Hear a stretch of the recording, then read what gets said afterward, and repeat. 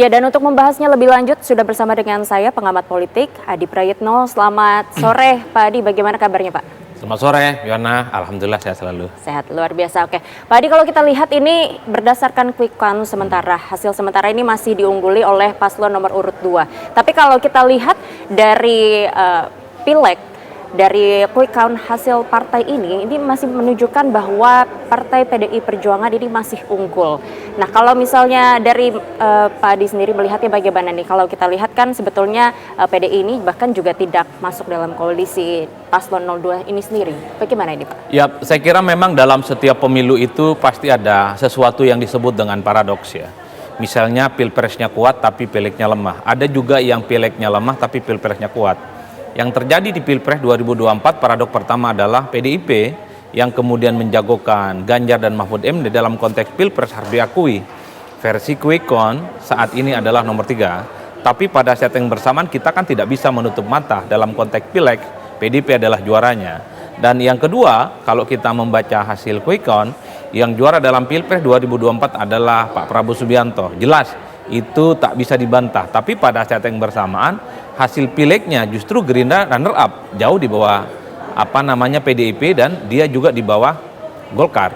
Ini yang saya sebut paradok. Apa yang ingin saya katakan? Pertama, ada sesuatu yang tidak sinkron, bahwa mesin politik PDIP mungkin mencoba untuk mengkapitalisasi semua resource politiknya untuk memenangkan Ganjar. Maka tidak mengherankan kalau kemudian suara Ganjar dengan suara PDIP ini identik, hampir sama. Tapi di luar mesin kekuatan politik PDIP, Ganjar nyaris tidak pernah mendapatkan dukungan-dukungan dari tempat dan ceruk pemilih yang lain. Ini yang kemudian terpotret, itu artinya apa? Pemilih-pemilih Jokowi yang dulu ada bersama dengan Ganjar Pranowo secara perlahan berdol desa, migrasi besar-besaran mendukung Prabowo Subianto. Itu tentu tidak terlepas ketika Jokowi sudah mulai terang-terangan dan terbaca lebih mendukung Prabowo ketimbang mendukung Pak Ganjar.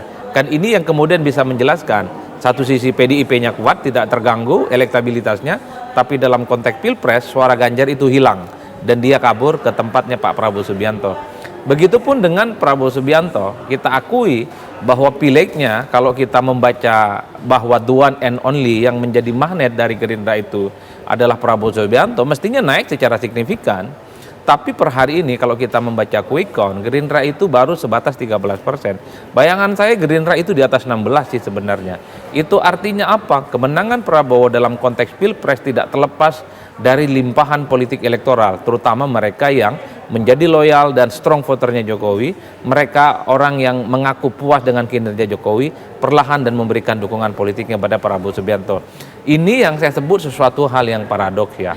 Kalau terkait dengan perolehan pileg, saya agak sedikit tidak terlampau kaget ya. Kenapa begitu? Karena memang PDIP per hari ini itu memang merupakan partai politik yang dinilai punya resource, punya jejaring politik dan networking yang cukup solid, tidak pernah tergantikan.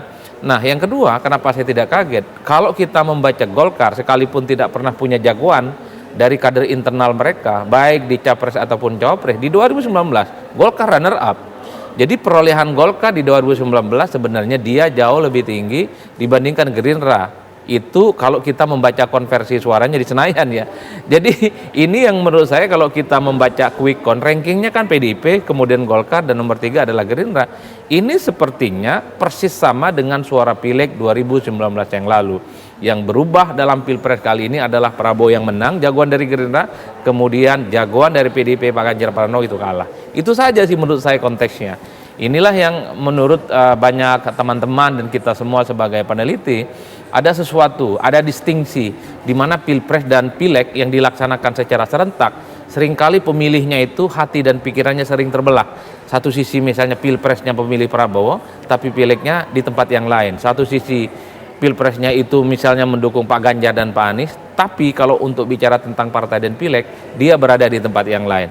Ya inilah potret politik kita yang dari awal memang tidak pernah linear kita baca sebagai sesuatu yang kemudian dipetakan secara hitam dan putih. Oke, baik. Lalu juga kita lihat ini ada juga mungkin dari partai-partai koalisi yang memenangkan Prabowo Subianto dan juga Gibran Rakabuming Raka, yaitu seperti dari PSI, lalu juga ada juga dari beberapa partai lain yang ternyata juga bahkan ini tidak mencapai angka 4%. Nah, ini Bapak melihatnya ini seperti apa nih Pak? Ya sebenarnya untuk lolos ambang batas parlemen 4% itu bukan perkara gampang. Even PSI sekalipun Yang sudah menggelontorkan duit sebegitu besar ya Pak ya? Kita tidak pernah tahu seberapa banyak misalnya logistik yang digunakan. Tapi PSI ini kan sudah 3 kali loh ikut pileg, dan ini yang ketiga kalinya dan diprediksi tidak akan lolos kembali. Padahal kita tahu resource politik ya, expose politik yang dilakukan oleh PSI cukup luar biasa. Bahkan di 2024 PSI sebenarnya merupakan partai politik yang berani dalam tanda kutip mencaplok faedah elektoral dari Pak Jokowi, karena kalau kita membaca dan melihat secara utuh atribut-atribut PSI itu sangat identik dengan Pak Jokowi. Kalau kita asumsikan tingkat popularitas Pak Jokowi itu mentok 100%, kalau kita asumsikan masyarakat yang puas dengan kinerja Pak Jokowi akan mengikuti kemana arah dukungan politik Pak Jokowi, mestinya PSI ini lolos. Bahkan banyak baliho ataupun banner-banner dan atribut partai yang dibuat oleh PSI itu sangat mengidentifikasi dirinya dengan Pak Jokowi. PSI adalah partainya Jokowi. Yang tegak lurus dengan Jokowi, pilihlah PSI. PSI adalah partainya Jokowi. Itu kan adalah tagline-tagline yang saya kira memang ingin menunjukkan kepada publik. Per hari ini ketika Pilpres 2024, partai politiknya Pak Jokowi itu bukan lagi PDIP, tapi PSI. Tapi itu tadi, unfortunately, tapi PSI dalam versi quick count itu tidak lolos. Ini yang kemudian menurut saya, bahwa orang yang cinta dengan Jokowi, orang yang suka dengan Pak Jokowi, terkait dengan pilihan partai belum tentu menjadikan PSI sebagai pilihan politiknya. Nah, itu yang saya selalu bilang, hati dan pikiran pemilih kita itu tabrakan. Memang suka dengan kinerja Jokowi, suka dengan kebijakan-kebijakan pro rakyat Jokowi, tapi kalau untuk endorsement partai, kalau untuk pilihan partai nanti dulu, belum tentu sesuai dengan selera yang dimiliki oleh Pak Jokowi. Ini artinya efek Jokowi ini masih belum cukup kuat untuk mendongkrak partai PSI itu sendiri ya Pak ya? Ya, kalau membaca angka-angka statistik itu tidak bisa dibantah. Jokowi elektabilitasnya, Jokowi faedah politiknya itu efektif dan mantap dalam konteks Pilpres. Harus kita akui, kemenangan Prabowo yang menurut saya dengan Gibran cukup signifikan, hampir menyentuh 60%, itu adalah perbauran, kawin silang antara loyal voters yang dimiliki oleh Jokowi dan dimiliki oleh Prabowo Subianto. Jadi wajar kalau kemudian kekuatan politiknya nyaris agak sulit untuk bisa dikejar oleh nomor 1 dan nomor 3. Tapi dalam konteks pileg, sekali lagi, seakan-akan tingkat kepuasan publik, kecintaan publik kepada Pak Jokowi itu tidak terlampau berguna, tidak terlampau workable dalam konteks PSI dijadikan sebagai partai pelabuhan yang mengantarkan dia itu lolos ke parlemen dengan ambang batas 4%. Ini yang menurut saya selalu mengatakan, itu artinya apa? Publik membaca bahwa PSI itu merupakan partai politik yang dianggap bukan Jokowi banget. Masih banyak masyarakat yang menganggap bahwa Pak Jokowi itu adalah PDIP. Jadi sekalipun banyak banner, baliho, billboard dan atribut-atribut PSI, di situ ada Ketua Umum PSI Kaisang dan di situ ada Pak Jokowi dengan tulisan bahwa PSI adalah partainya Jokowi, ternyata belum ampuh memberikan dampak signifikan yang bisa mengantarkan PSI lolos ke parlemen di 2024. Itu versi quick count. Nanti kita lihat bagaimana real count-nya. Apakah PSI akan bertambah suaranya atau justru turun? Nanti waktulah yang akan menjawab. Ya, berarti ini artinya hasil yang sementara ini telah ada, jika nanti kan juga ada beberapa kejadian ya Pak ya. Ini rencananya ada sebanyak 668 TPS yang akan melakukan pemungutan suara ulang. Ini juga berarti masih ada kemungkinan untuk partai-partai seperti PSI, P3 dan lainnya ini bisa mendongkrak angka mereka hingga mencapai 4%? Ya kan secara prinsip begini, bahwa kalau kita mengacu pada Undang-Undang Pemilu nomor 7 2017, quick count itu bagian dari partisipasi politik masyarakat. Jadi siapapun yang mencoba untuk melihat bagaimana perkembangan dinamika politik elektoral, siapa yang kuat di Pilpres, siapa yang kuat di Pileg, itu diperbolehkan. Dia boleh mengumumkan dalam konteks satu ya, biasanya rata-rata quick count yang diumumkan itu dia daftar dan melaporkan diri ke KPU sebagai lembaga yang akan menyiarkan hasil pemilu. Kenapa itu dilakukan? Ini sebagai upaya untuk mengontrol supaya expose dan informasi yang dilakukan oleh lembaga-lembaga survei ini kredibel dan bisa dipertanggungjawabkan. Yang kedua, ada ketentuan dalam undang-undang disebutkan bahwa quick count dan survei politik itu bukan hasil resmi. Ingat loh, itu bukan hasil resmi yang dimiliki oleh KPU untuk melegitimasi apakah seorang calon presiden itu bisa menang atau tidak. Apakah seorang caleg dan partai politik dia legitimate bisa disebut sebagai pemenang dalam konteks pileg di 2024. Tapi Kalau kita melihat kecenderungan sejarah quick count, sejak ada pemilihan presiden secara langsung, sejak ada pileg dilaksanakan secara langsung, ini selalu linier, bahwa apa yang muncul di quick count itu selisihnya dengan hasil rekapitulasi manual yang dilakukan oleh KPU itu tidak pernah jauh secara signifikan. Paling selisihnya di kisaran angka 1 ataupun 2%. Oleh karena itu, kenapa orang kemudian ramai bicara tentang quick count per hari ini? Kenapa orang kemudian bicara tentang hasil hitung cepat per hari ini? Karena akurasi datanya itu hampir mencapai 100%, hampir sama dengan hasil hitung resmi yang dimiliki oleh KPU. Oleh karena itu, bahkan perdebatan tentang Pilpres sekalipun itu hampir selesai. Bahkan saya kemarin mengatakan bahwa ini Pilpres game over. Sudah bisa dipastikan Pilpres satu putaran, nomor 2 pemenangnya. Meski banyak orang yang protes itu dianggap mendahului kehendak Tuhan.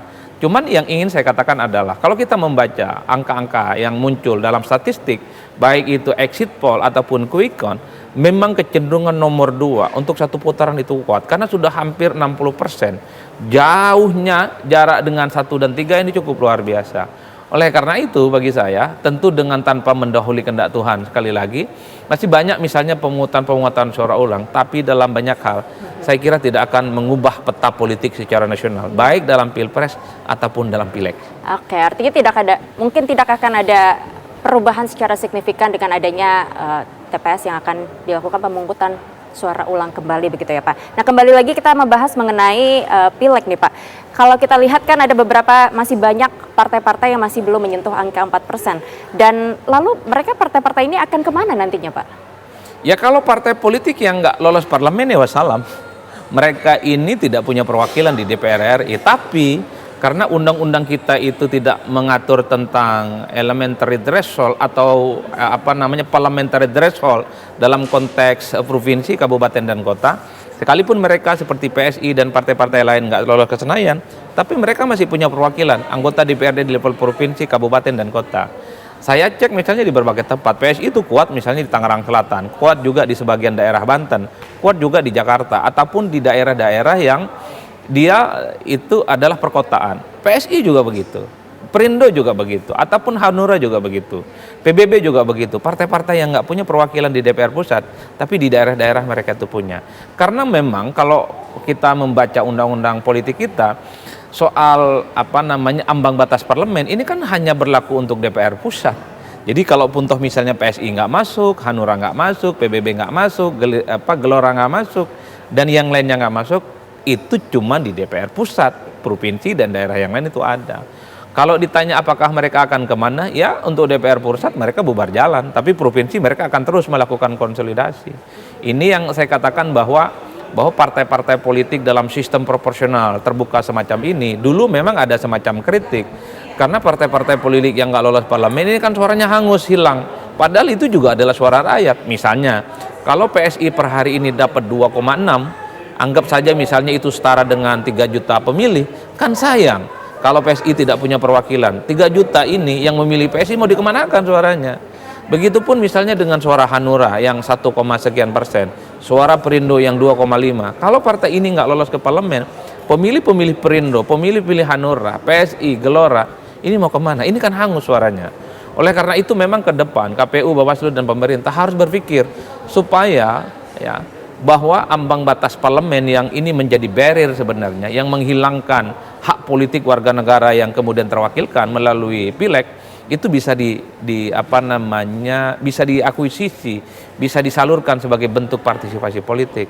Kan begitu, Yohana? Iya. Coba bayangkan, sayang dong orang yang sudah jauh-jauh hari dan memutuskan pilihan politik, tapi mereka karena partainya nggak lolos parlemen, suaranya jadi sia-sia. Iya. Nah yang menarik juga Pak, ini salah satu partai yang juga sudah cukup lama ini seperti Partai P3 yang masih belum menyentuh juga di angka 4%. Ini kenapa ya Pak? Tapi kita akan membahas selengkapnya bersama dengan Pak Adi lagi. Tetaplah bersama kami pemirsa, usai jeda kami kembali.